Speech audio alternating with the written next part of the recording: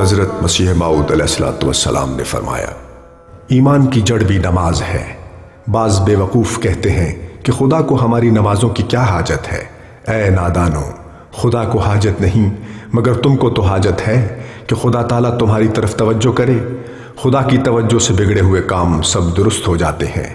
نماز ہزار خطاؤں کو دور کر دیتی ہے اور ذریعہ حصول قرب الہی ہے۔ روزہ اور نماز ہر دو عبادتیں ہیں۔ روزے کا زور جسم پر ہے اور نماز کا زور روح پر ہے۔ نماز سے ایک سوز و گداز پیدا ہوتا ہے، اس واسطے وہ افضل ہے۔